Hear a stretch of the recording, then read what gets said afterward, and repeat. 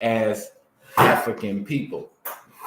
Once again, welcome to Alkebulan News. I'm your combat reporter, Brother Tutmo Sankar, here on Alkebulan News. And today, I would like to start off with, of course, news from the continent and explosions and attacks in Mali. I've been informing the community over time of the United States trained and supplied jihadist forces under the names of ISIS and ISIL and all of these other acronyms.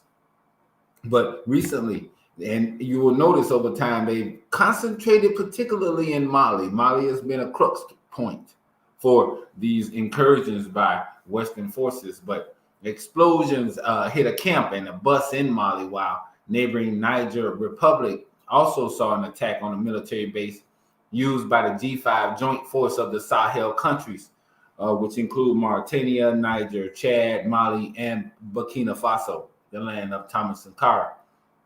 The G5 was created in 2017 to establish order on their common border regions in the fight against militants. 2017, look at the year. The ISIS fighters and all of that is starting to matriculate. An army spokesperson said a large group consisting of hundreds of militants approached the Fianto base in the Taliberi region on motorcycles to carry out the attack. The federal government in both West African nations has little control outside cities in the vast deserts that comprise the countryside. Additionally, both countries are desperately poor, ranking at the very bottom and near the bottom of the UN's Development Index. So you see the strategic approach of these jihadist formations, and you have to check in the background the political machinations of the West based upon, number one, who is the traditional colonial power in that area, and then what natural resources, and then thirdly, what strategic location, because when you're dealing with the Sahel, as this area, this region is known as, then you start to talk about those transportation lines across the Sahara, right? And so the overall weak governance in the region has been exploited by jihadist groups as well as criminal networks like human traffickers. The violence had killed and displaced thousands in both the military and among the civilian population. The latest violence in Mali comes after an attack on December 3rd, 2021, carried out by suspected jihadists near the central town of Bandiagara. So we look at the geopolitical aspect of what it is that we're dealing with. And so we are in Mali now. We are in West Africa, right? So let's take a trip down south. And as I've reported to you earlier, these same ISIL militants, understand what it is, the point that I'm making. I'm trying to make the point to you that the United States government and Western powers are in a concerted effort at the military and political reconquest of Africa under the guise of this coronavirus, right? And so we see across North Africa the so-called Arab Spring and the machinations of the Western governments, NATO, the United States, and others. And then we look down in Southern Africa and see the revolutionary front, those frontline states who have been very pivotal in the anti-colonial and revolutionary Pan-African stance of politics, Zimbabwe, Angola, and now emerging South Africa. But the fact that that region has not been penetrated militarily is the major point that I want to make, because we are going around the map, right? So we're in Mali. We understand that that is a predominantly Muslim country, So very easy infiltration of those Islamic forces. But let's take a trip down Southern Africa. Insurgents in northern Mozambique are moving away from the heavy military push by the Rwandan and Southern African Development Community troops and have gone to Niassa province. 2 attacks have been reported in Mekula and Niassa district that borders both Tanzania and Mweda in Cabo Delgado. You understand this region in northern Mozambique where these borders converge, right? And so parts of Niassa still have very low population resulting from the slave trade 200 years ago. And the insurgents have established bases in remote parts of the district. So another strategic look at, you got paratroopers, you got access to helicopters, military armament for transportation. You could drop them off in regions where it's lightly populated and they can base themselves there. This is the strategy. Check. Some community leaders were said to be denying IDP children's access to school and excluding IDP households from distribution lists. This is in regards to the internal displaced persons. Relations between host and displaced communities seem to be deteriorating in that region. And both groups under the UNCHR, the Human Rights Commission, now are seeking resolutions between each other under that body, these focus groups and these regions, Huitunda, Maganje, Manalane, these villages just south of Palma. We have to see in the coming up episodes of Alkebulan News, we will be having these maps and things posted so that you can see visually what it is that I'm talking about based on that particular region. The Cabo Delgado province, the epicenter of the insurgency, has seen the displacement of more than 800,000 people, the killing of more than 2,500 civilians, and the threat of losing billions in gas projects run by the multinational companies in the region, right? So we're looking at a situation where the destabilization, right, is multinational corporations. You're talking about Southern Africa, so not so much of a heavy U.S. influence, more so the Portuguese and French, these guys down there in Southern Africa, particularly Mozambique, former French colony,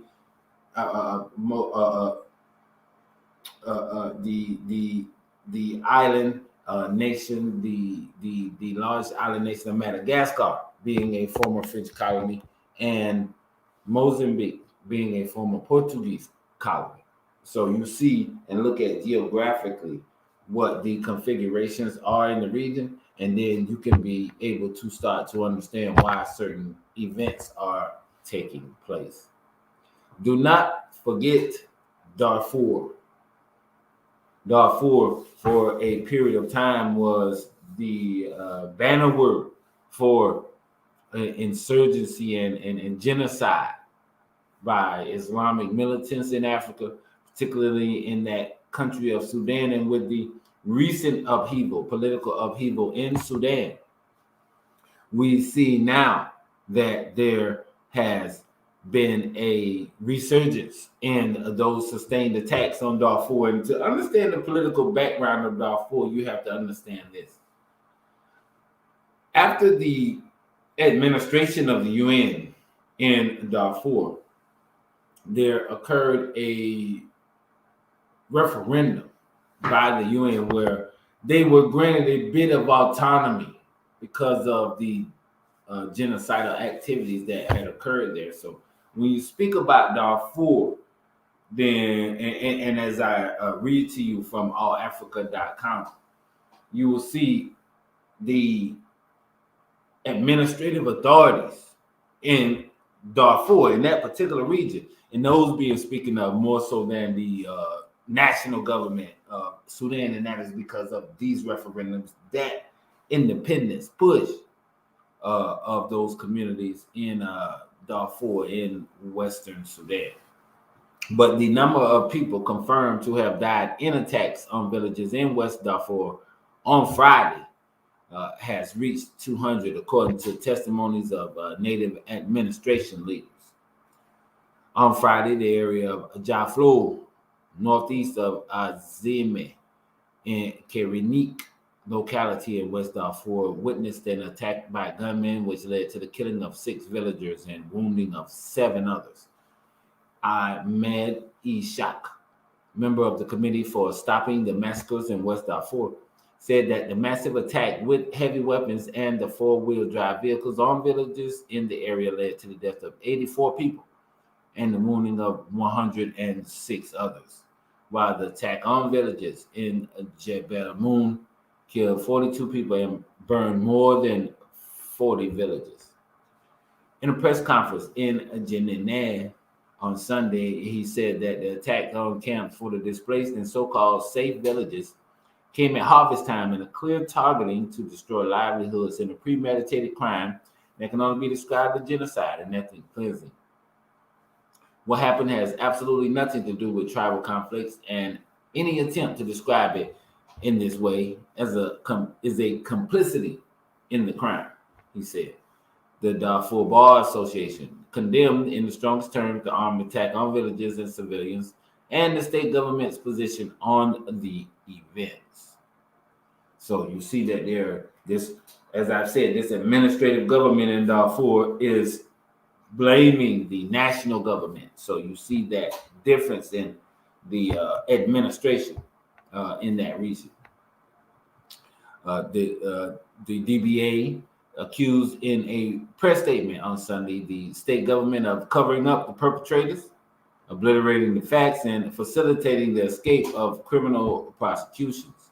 The Darfur lawyers called on the state's judicial authorities to carry out their duties and prosecute the perpetrators.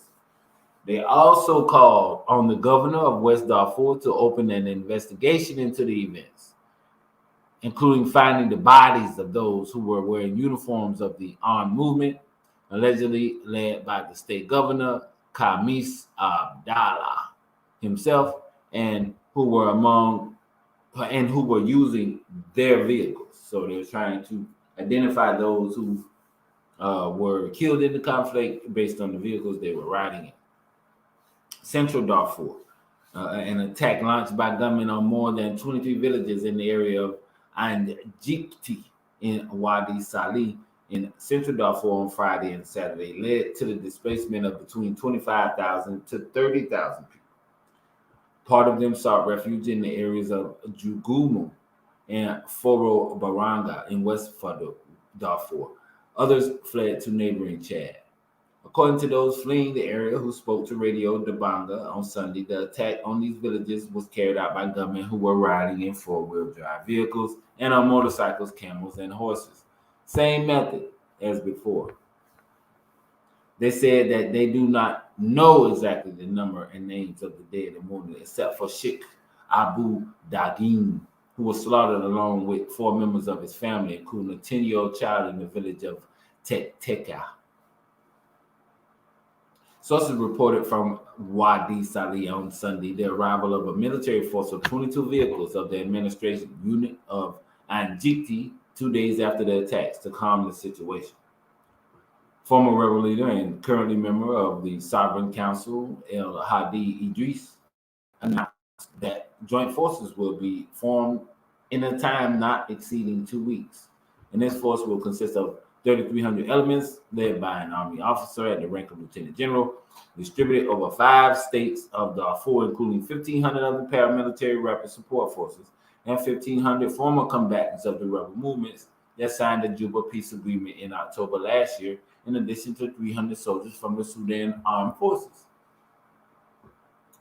Nimir Abdel Rahman, the Wali of North Darfur, said that providing security in the region is not the responsibility of the governors of Darfur, but rather the responsibility of a federal government, and it needs concerted efforts from everyone, including the governor of Darfur and the governors of the states. In the context, El Hadi Idris discussed with the Coordination Committee of the Darfur Track Forces in El Fasher, capital of North Darfur, on Sunday, the security arrangement and the establishment of the joint forces in Darfur. Brigadier Yazid Rashash a spokesperson for the committee, said that these consultations are the first step in forming the joint force to protect civilians as stipulated in the Juba peace agreement. So he's saying here at the end, very pertinent in the conclusion, that a year later, they said these Juba peace agreements, based upon Juba is the capital of South Sudan, right? And so this is a Sudanese conflict. Formerly, Sudan and South Sudan were one country, but South Sudan, formerly Dinka, predominantly Dinka, broke away from Sudan, which was the north of Sudan, predominantly controlled by the Arab government. And so now you see, after this split, that African-centered community in Darfur, once again, who had before traditionally been under attack, coming under attack again. And so in that region, these independent governors and bodies, as you heard him just state, that the national government should be involved in stopping these abuses in Darfur, but that these the local provisional, and that's one thing you have to understand about statesmanship, statehood, statecraft, right? Just as in the United States, right? You have the federal government, they can pass a law, right? But that doesn't mean the state government has to follow that particular law. So this is one of the drawbacks of the so-called democratic process. It has to have those tweakings within that structure that pay attention to those particular communities that may not be as represented numerically as others may be. This is true democracy, not just giving it all to everybody who has the numbers, if they are in a position and of a wherewithal to oppress those who do not have the numbers to match their own. Also, once again, bringing into focus this war, it can't be coincidence of talking about Mali, talking about Islamic militants, and speaking of other issues in Africa in regards to those regions in Sudan, where we're dealing with the same issues, and now in Liberia. Over 60 Liberian women trafficked to Oman, this country, Oman, this Muslim country, this Arab country, Oman, complain of abuse, molestation, and want to return to Liberia, out of Monrovia, from Front Page Africa. When Grace, a 25-year-old mother of two, was contacted by Amadou Kiazalo for work in Oman, where she would earn up to $2,000 monthly, she felt that was the call that would have ended her years of bitter struggles. Little did she know that she was signing up for real slavery. Her quest for greener pastures became a walk through the valleys of the shadows of death.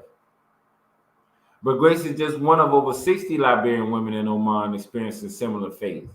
Front Page Africa has gathered.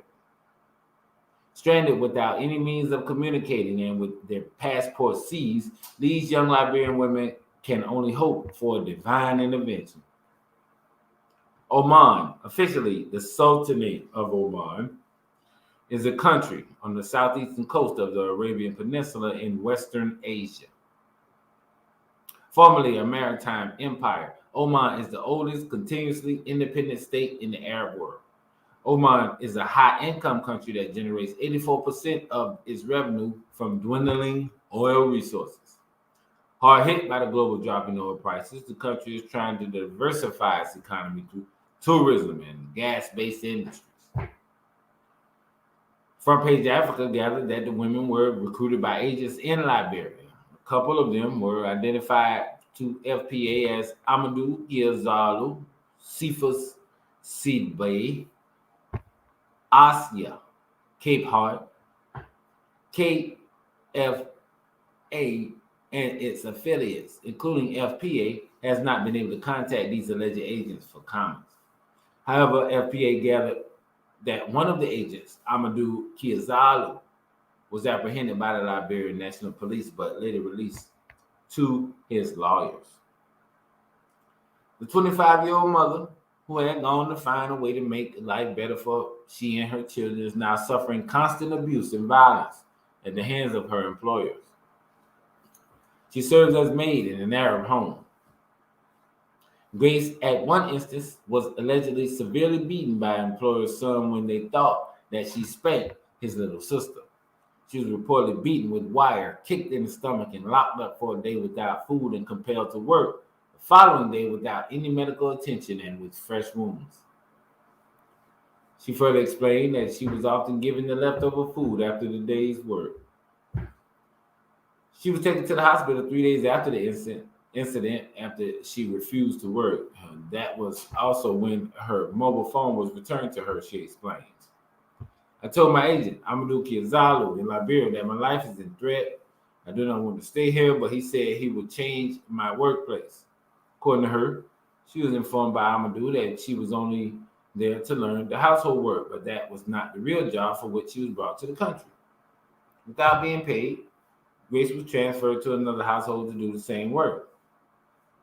Several other young women whose names FPA had withheld to avoid stigma have had similar experiences.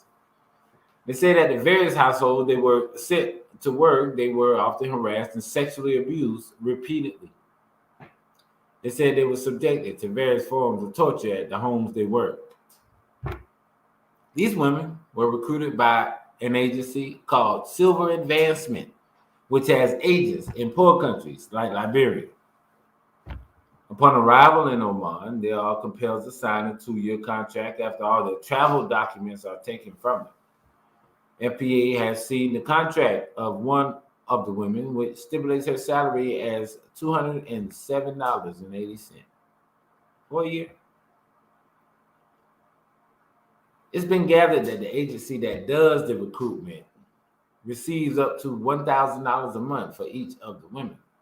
But the women, not fearing that their situation will worsen as they have signed the 2-year contract, are now calling on the Liberian authorities, especially the Minister of Gender, to swiftly intervene and help them return to Liberia.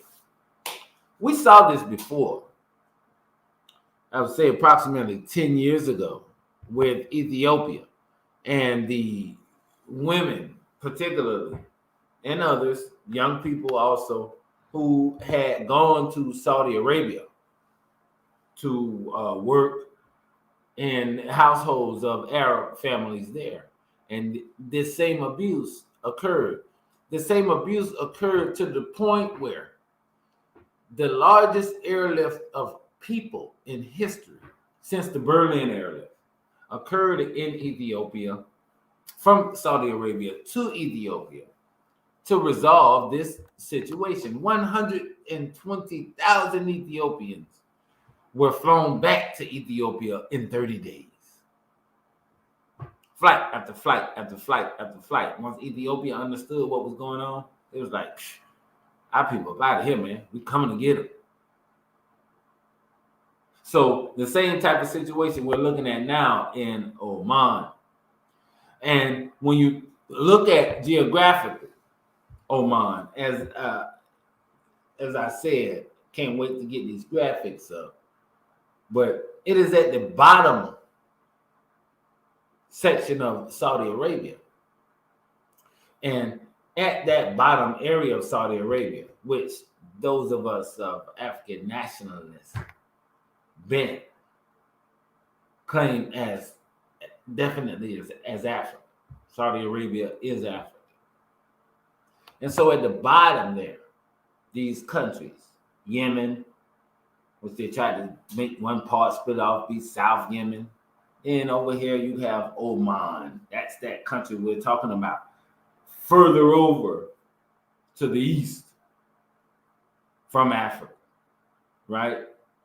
But in Yemen, there's a hot war, right? So, and the revolutionaries got that Dao, the real deal. So, also from allafrica.com, Egypt condemns Houthi firing of ballistic missile towards Riyadh. Riyadh is the capital of Saudi Arabia. So if somebody is shooting missiles at the capital of Saudi Arabia, right, and they're Muslim too, My enemy is enemy. You got to get into these things and understand how these events can be turned in a positive direction towards revolutionary Pan-African politics. Egypt has strongly condemned the Houthi ballistic missile attack on Riyadh that was successfully intercepted by Saudi Arabia air defenses. A foreign ministry in a statement Tuesday said it completely denounces the continued attacks by the Houthi militias targeting Saudi lands. It reiterated Egypt's support for all measures taken by Saudi Arabia to defend its security and stability and maintain the safety of its lands. And so you see the Arab neo-colonialist faction there supporting each other with the fellow Muslim country, Egypt. Of course, we know that takeover there of the Arab Spring and the push in the direction of Western favored politics in that region. Now we can see that allegiance to Saudi Arabia, which produced the majority of the 9/11 attackers, I might add, and their alliance there is against this revolutionary group that has found some kind of way. They've been the Patriot missiles. I'm sure that's what it was. The United States got the Patriots. You know, the Patriots, they track anything in the air. We got to find a way to get them to go come up out of the water or shoot straight contour the land thing to get there so that they can't intercept it. But that's what happened. So I'm sure that Riyadh and these in those oil producing regions, those oil producing areas within Saudi Arabia are protected by these Patriot missile batteries. And this is what occurred in this situation, whereby which these ballistic doggone the revolutionaries got the big guns and shot that thing and they stopped it, man. We got the big ups to the Yemen Revolutionary Forces, the Houthi fighters there, who are the Ali Muslims. And if you understand Islam, you know that those Ali Muslims are definitely one of the more African-centered aspects of the communities of Islam, and those are those comrades, those fighters there. So big ups to them. Also, I want to bring you on over to the Western Hemisphere and its connection to the African continent with Ghana and Guyana. Right? You can already tell, just think about it. It's only natural that those two nations with that Ghana, Guinea, you know, that root word of African people, Guinea, Ghana, Guyana, signed strategic partnership together. The governments of Ghana and Guyana have signed a framework agreement on cooperation designed to actualize the growing strategic partnership between the two countries. A number of memoranda of understanding in the petroleum and investment promotion sectors have also been signed on Tuesday, December 7, 2021, in Georgetown, Guyana, at the end of a 3-day official visit by the Vice President of Ghana, Dr. Mahamudu Bawumia. The signing of the framework agreement, witnessed by the Vice Presidents of Ghana and Guyana, is the culmination of several months of high-level engagements between the two countries, including a 3-day official visit to Ghana by the Vice President of Guyana, H.E. Dr. Barak Jadil, followed a few weeks after by a 3-day visit by Ghana's Vice President, Dr. Mahamudu Bawumia. This is revolutionary Pan-African politics in action. When you understand the history of Guyana, shout out to the comrade Ross Kofi and that revolutionary community there, those Palenque and Maroons of Guyana, and also the revolutionary history of Ghana, the father being Kwame Nkrumah, a comrade who had the opportunity to dwell in the United States with the nationalists, including Marcus Garvey, and others. A mission, a memorandum of understanding between these revolutionary nations. This is revolutionary Pan-African socialism in action. Ghana's Deputy Minister of Foreign Affairs and Regional Integration, Honorable Thomas Mbomba, signed the framework agreement on behalf of the government of Ghana, while Honorable Hugh Milton Todd, Minister of Foreign Affairs and International Cooperation, signed on behalf of the Cooperative Republic of Guyana. Honorable Mbomba also signed on behalf of the Petroleum Commission of Ghana a memorandum of understanding on cooperation in the petroleum sector with the Ministry of Natural Resources of Guyana, represented by Honorable Vikram Barat, Minister of Natural Resources, Minister responsible for petroleum, while Mr. Alex Dede, Board Chairman of the Ghana Investment Promotion Center, signed an MOU of mutual cooperation in investment promotion with the Guyana Office for Investment, represented by Peter R. Ramastroop, Chief Investment Officer and CEO, Ghana Office of Foreign and Local Investments. So you see this multi-tier, starting with the vice presidents of both nations, then going down into these ministers responsible for these particular aspects of cooperation, particularly with the petroleum sector. When you study Guyana, you will see there are prospects of oil, particularly in the interior regions now that are being understood to be explored and developed. The agreement is valid for a period of 5 years and shall be renewed automatically for successive periods of equal duration, unless the parties mutually agree otherwise or either of them terminates it in accordance with the provisions of the agreement.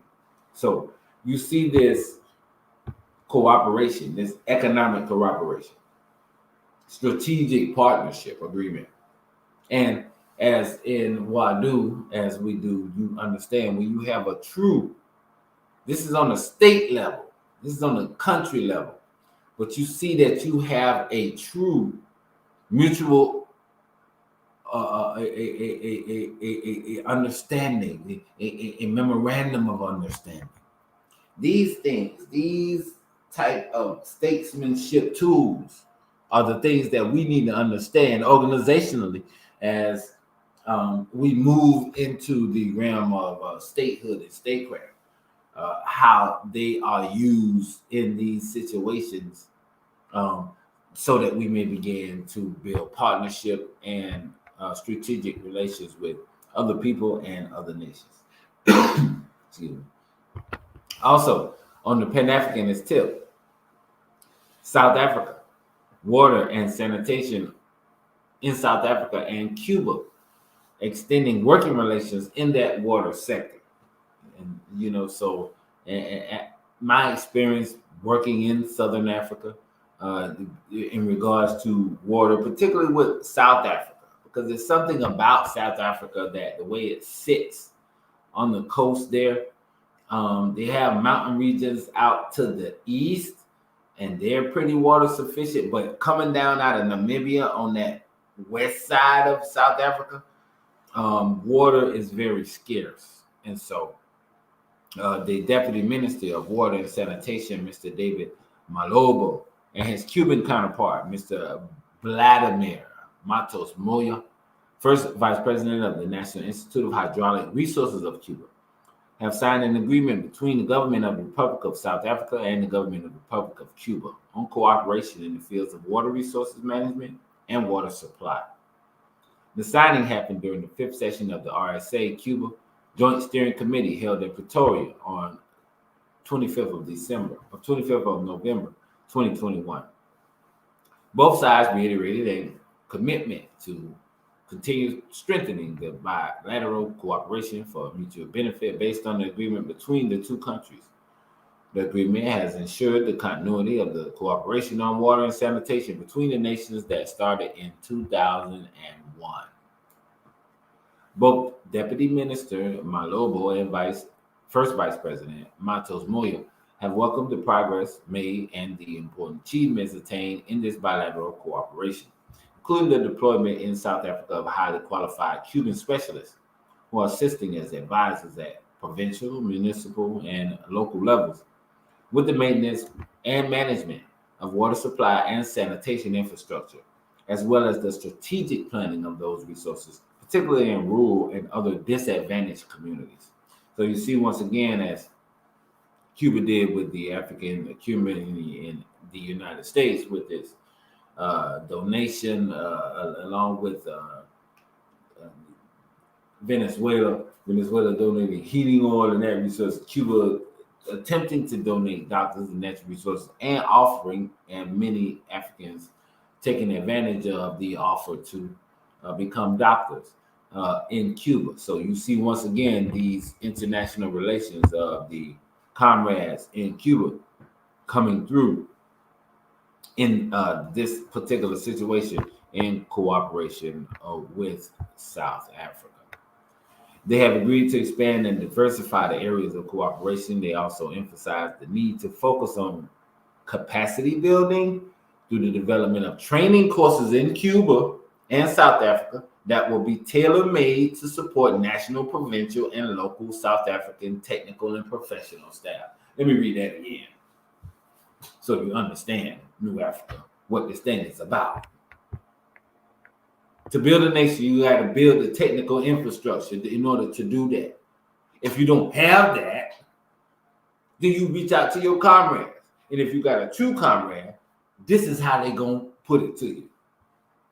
They have agreed to expand and diversify the areas of cooperation. They have also emphasized the need to focus on capacity building. That means that the Cubans come, they don't want to just have you pay them or have you take some loan from them or something to build it for you. They say capacity building. They say they want to teach you how to do it for yourself. Teach you how to fish, right? That's the difference in that socialist cooperation. They also emphasize the need to focus on capacity building through the development of training courses in Cuba and South Africa that will be tailor-made to support national, provincial, and local South African technical and professional staff. So they're going to tailor the training program to your people so that you can develop your water resources in your nation. Both parties agreed to continue working together to ensure the success of the next South Africa-Cuba Steering Committee meeting, scheduled to be held in September 2022 in Havana, Cuba. Deputy Minister Malobo and Vice President Matos Moyo recognized the deep historical relations and the strong spirit of solidarity between South Africa and Cuba, which goes beyond the establishment of formal diplomatic relations 27 years ago. In this regard, Deputy Minister Malobo reiterated that South Africa, as a matter of principle and in solidarity with the government and people of Cuba, will continue to support and vote in favor of the economic UN annual resolution on the necessity of ending economic, commercial, and financial embargo imposed by the USA against Cuba. Deputy Minister Malobo further said South Africa also notes that the excellent bilateral relations between Cuba, which are being translated into concrete deliverables through the water and sanitation cooperation, serve to create a better life for all South Africans. So you see and understand here in this situation, go back, understand, Cuba and its armed forces were responsible for the liberation of South Africa at the Battle of Oqueto Cunavale, where the apartheid forces attempted to breach the border defenses of Angola with the assistance of Cuba and its revolutionary armed forces. The Angolans were able to repel the South Africans and retain sovereignty over their nation. These series of battles, series of wars. You're talking about Southern Africa, and you're talking about African liberation movements. We call them, those of us who know, we call them the frontline states. Angola, Zimbabwe, Mozambique, Zambia. South Africa, and frontline states. Southern Africa contains the more independent African states. Imagine West African leader as Mugabe did saying he's gonna kick all the Western countries out and take over all the land. Can't none of them have none of them. They'll lose their mind. France would go ape crap. The revolutionary politics in Southern Africa is different than other regions because of the balance of power in regards to those socialist nations, those ones who picked that solidarity route with Cuba and those other revolutionary nations who saw that their fight was an anti-imperialist one. And so New Africa, taking those lessons, understanding what it is that must be done going into our future, going into our governmental status as a sovereign community of peoples in the world. We must understand these revolutionary politics and know how to bring these things into fruition based upon the training and based upon the historical examples that have already been laid out before us. The solidarity of the Cuban government, the solidarity of the Cuban government, not only with Africa, but with the Revolutionary Republic of New Africa within the borders of the United States, with their continued solidarity, their support, their harboring of our revolutionary leaders, including Atia Sada and Nahana Abiodun and others. Understanding as a nation, New Africa, who your friends are and who you need to work with, right? And as we're nearing the end of our show this evening, I wanted to pay a special tribute to a comrade elder, the one who in my internationalist travels had the opportunity to come across and learn from deeply in the midst of some absolutely martial times. I'll say that much. The Southern African Development Community and the Pan-African Forces of Southern Africa often participated in internationalist missions, particularly in Angola and in Mozambique.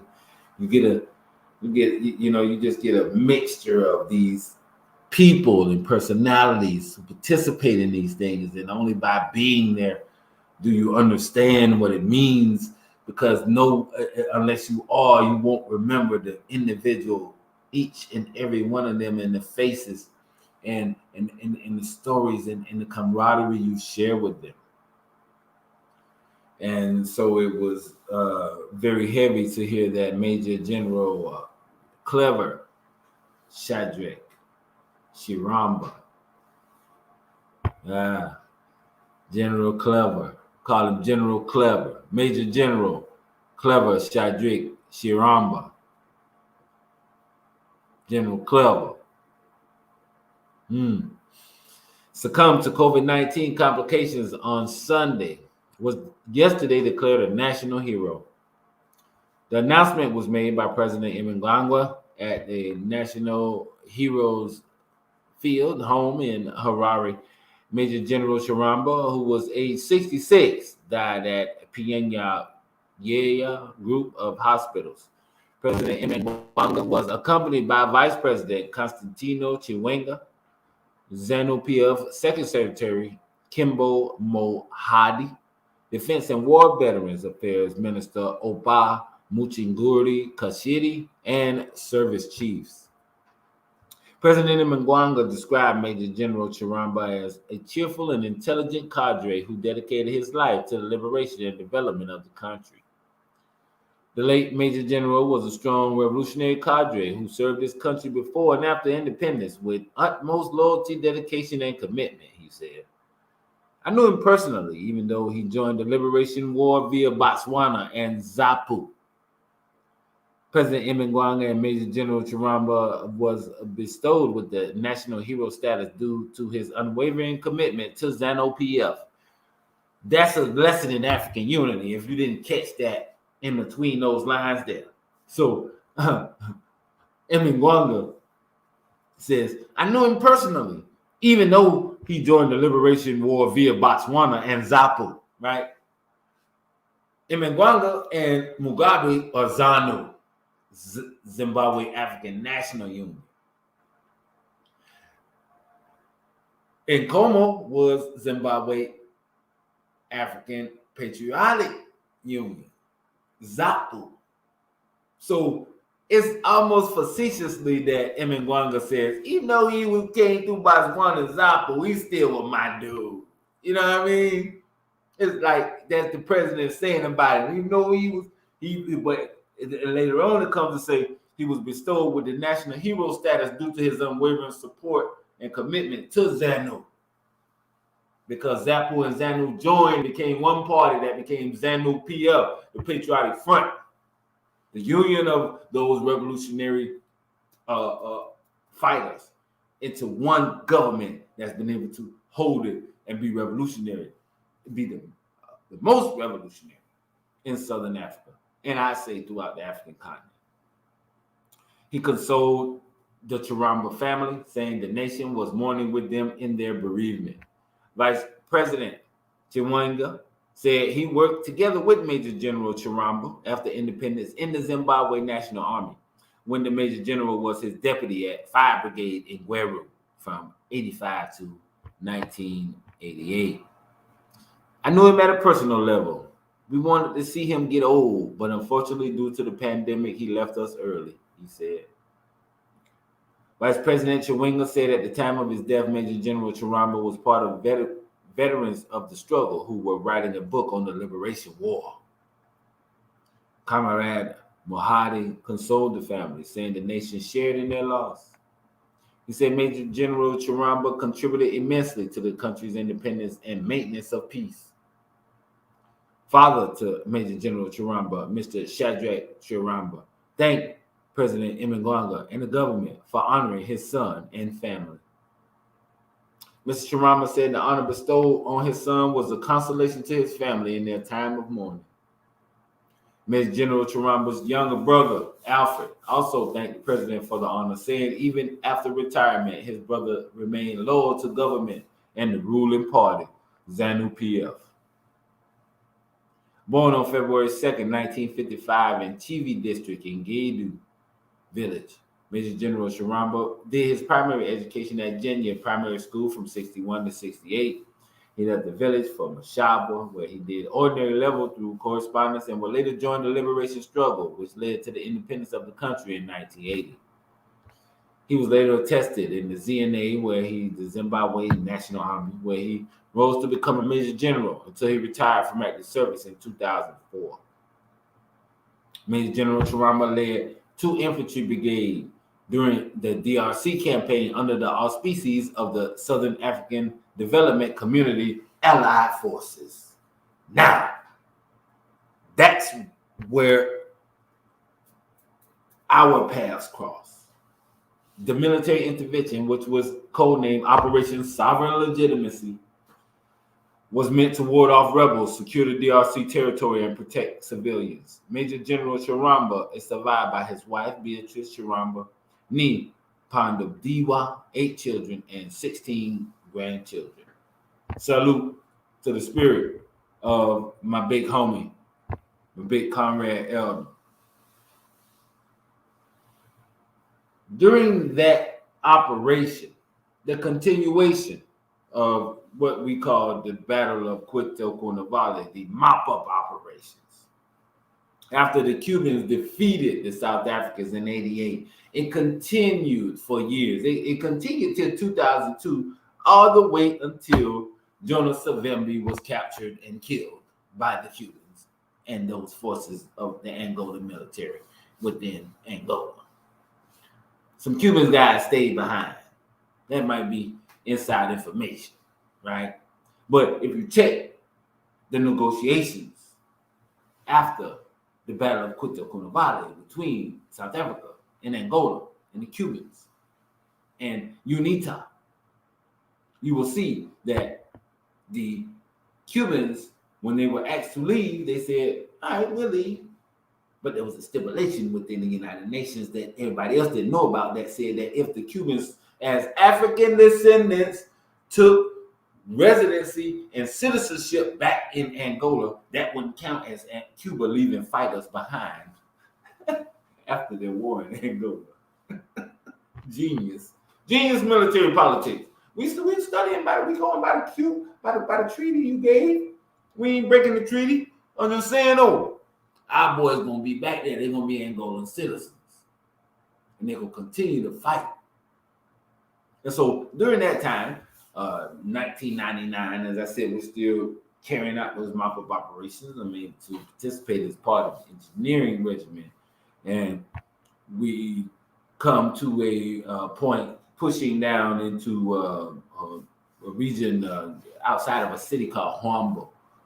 And in Huambo is when you start to come out in the flatland. So before it was a little hilly, you go up to savannah, it was trees and stuff, and now you're coming out to stuff that's kind of flat. So they had a consultation of the Southern African Development Community, and me just getting to participate in my little capacity. I'm like major of like how I get to be a kid from the swamp in Florida over here in Africa with the Cubans, and I've got these major things on me.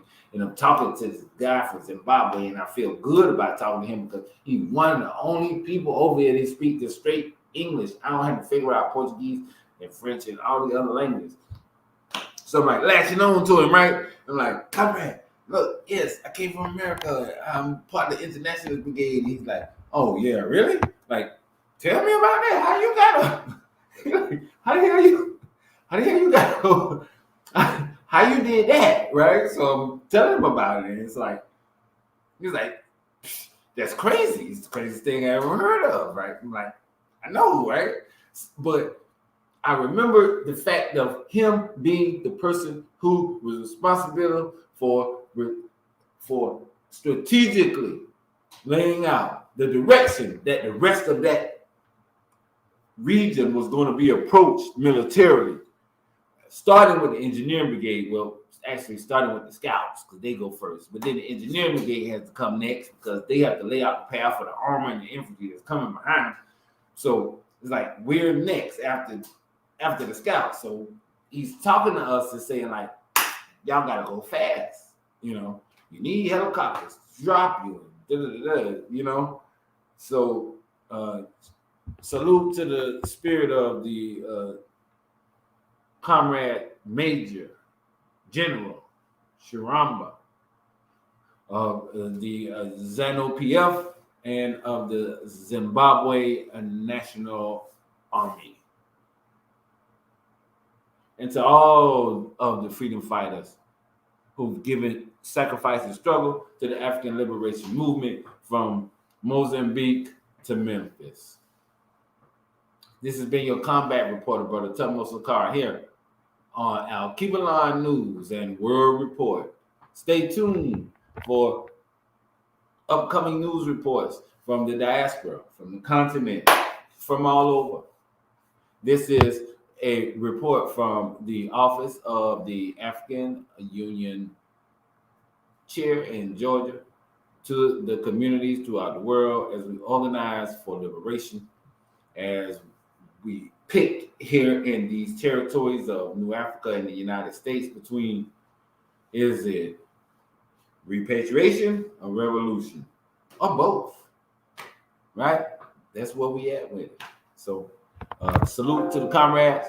Y'all stay vigilant always.